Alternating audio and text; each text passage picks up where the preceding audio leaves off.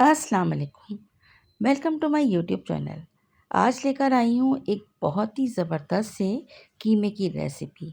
पालक कीमा और मेथी कीमा तो आप लोग अक्सर अपने घर में बनाते हैं, लेकिन एक बार अगर आप इस कीमे की रेसिपी को ट्राई करेंगे ना, तो पालक और मेथी वाले कीमे को बिल्कुल भूल जाएंगे।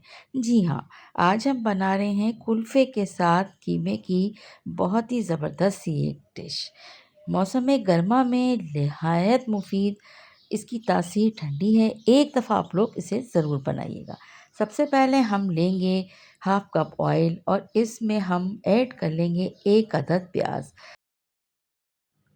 प्याज को हमने बारीक स्लाइस कट किया है और अब इसको फ्राई करेंगे हम ऑयल के साथ ट्रांसपेरेंट होने तक।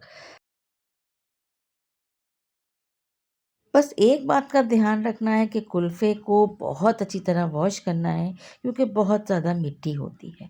तो प्याज जैसे ही फ्राई होते हैं, तब हमने इसमें 300 ग्राम बीफ का कीमा लिया है, जिसे हम शामिल कर लेंगे प्याज में ऑयल के साथ। इसे अब अच्छे से करेंगे फ्राई।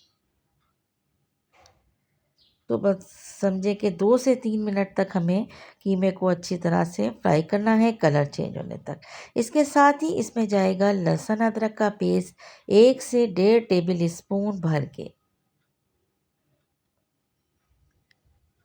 साथ-साथ हम इसमें एक दरमियाने साइज़ का टमाटर भी ऐड कर लेंगे। आप चाहें तो टमाटर की प्यूरी भी इसमें शामिल कर सकते हैं। बस थोड़ा-सा इसको हम कुक करेंगे। इसके बाद जाएँगे इसमें कुछ स्पाइसेस। तो सबसे पहले हम इसमें शामिल कर लेंगे धनिया, जो हमने 1 टेबल स्पून इसमें डाला है। 1 टीस्पून के लगभग इसमें हल्दी जाएगी। लाल मिर्च पाउडर आप अपने टेस्ट के मुताबिक इसमें शामिल कर सकते हैं। मैं यहाँ पर कश्मीरी लाल मिर्च हाफ़ टी स्पून और लाल पिसी हुई मिर्च 1 टीस्पून ऐड कर रही हूँ। कश्मीरी लाल मिर्च का इस्तेमाल मैं अपने खानों में कलर के लिए करती हूँ। अच्छा, इसके बाद आगे सॉल्ट की बारी, तो 1 टीस्पून हमने यहाँ पर शामिल किया है। और मैं क्योंकि पिंक सॉल्ट इस्तेमाल करती हूँ और ये थोड़ा तेज़ीपन में हल्का होता है, तो इसलिए मैं 1 टीस्पून ऐड कर लेती हूँ। आप अगर कोई ऐसा नमक इस्तेमाल करते हैं कि जो 1 टीस्पून इस्तेमाल करने से तेज़ी आ जाती है, तो आप कम कर दिएगा। अच्छा जी, अब हमने कुल्फ़े को कट करके और बहुत अच्छी तरीके से खूब पानी में धोकर और इसको स्ट्रेन कर लिया है, और अब हम यहाँ पर कीमे के साथ इसको कर लेंगे शामिल। कुल्फ़ा बेइंतहा पानी रिलीज़ करता है, जिस तरह पालक, इसी तरह कुल्फ़ा, लेकिन टेस्ट में दोनों में काफ़ी डिफ़रेंस होता है।